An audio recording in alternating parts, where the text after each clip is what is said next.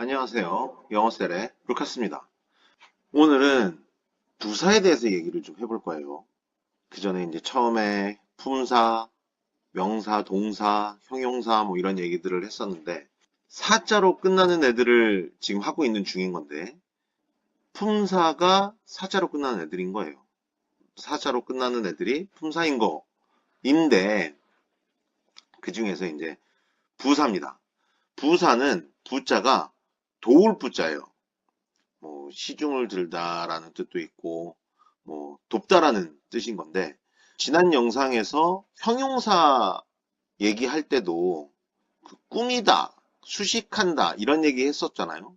이 부사도 마찬가지예요. 그래서 다른 것을 이렇게 도와주는 거예요. 꾸며주는 거죠. 장식해주는 그런 역할을 하는 게 이제 부사입니다. 그런데 우리가 이렇게 부사를 그런 식으로 이해를 하다 보면 형용사랑 헷갈릴 수가 있어요.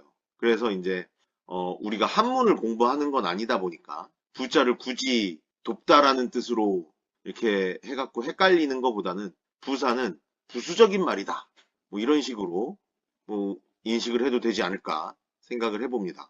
부사는 부사 단어나 구나 다 마찬가지인데 문장에서 문장 성분을 얘기하고 문장 성분을 얘기하면서 우리가 몇 형식이냐 이런 얘기를 할 때 부사는 잘라내버려요, 사실. 잘라내버리고 문장에서 없는 것처럼 해서 문장 성분을 따져야 좀 더 깔끔하고 보기도 편하고 문장 형식을 따지기도 훨씬 쉽습니다. 걸리적거리거든요. 그래서 부사는 문장 성분에서 크게 필요는 없는 그런 애다 보니까 부수적인 말이다 라고 하는 게 사실 우리가 이해하기가 훨씬 더 쉬워요. 하지만 어쨌거나 우리가 그렇더라도 부자가 어떤 부자라는 거는 확실하게 정확하게는 짚고 넘어가야 되니까 도울 부자입니다. 그런 차원에서 지난 영상에서 수식이라는 말 제가 꾸밀 수, 꾸밀식 뭐 이런 식으로 얘기를 했었는데 사실 꾸밀 숫자가 아니라 닦을 숫자예요. 우리가 한자어에 보면 수신제가 치국평천하 뭐 그러면서 자신을 먼저 갈고 닦은 이후에 뭐 이런 얘기 있잖아요. 거기서 나오는 숫자예요. 그러니까 수능 시험, 학문을 닦을 수 있는 능력이 얼마나 되는가를 평가하는 게 수능 시험이잖아요. 그 숫자예요. 근데 우리가 한문 공부하는 게 아니라 영어 공부하는 거잖아요.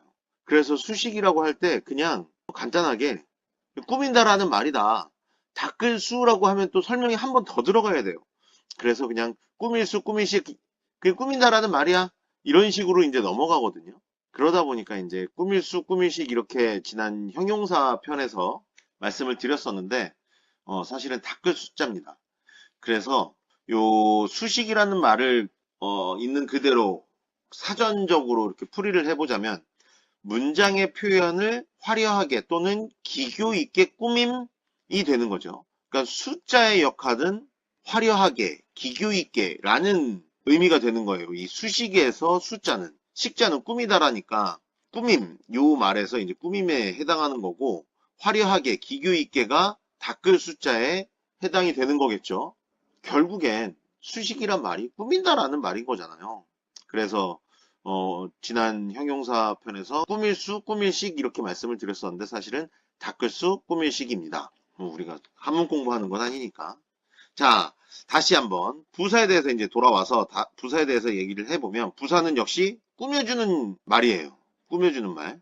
그래서 돕다라는 부자를 써서 부사 이렇게 얘기를 하는데 예를 들어 보면 매우, 아주 뭐 이런 식의 그리고 빨리, 빠른 fast 같은 경우는 빨리라는 부사로도 쓰이고 빠른이라는 형용사로도 쓰여요. 형태 변화가 없이 그냥 fast가 저 두 가지의 품사를 다 가지고 있는 거죠.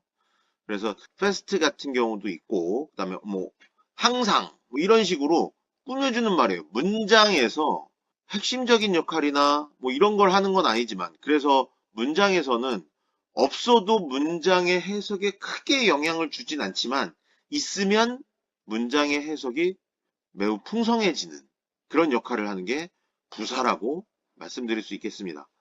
그래서 오늘은 부사에 대해서 이제 살펴봤고 부사가 형용사와 마찬가지로 수식을 해준다, 수식한다, 꾸며준다 이런 얘기까지 오늘 해봤습니다.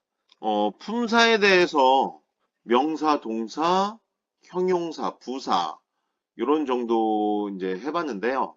뭐 대명사, 의문사, 전치사 뭐 이런 것들을 한꺼번에 묶어서 다음 시간에 또 한번 해보도록 하겠습니다. 영상 시청해주셔서 감사합니다.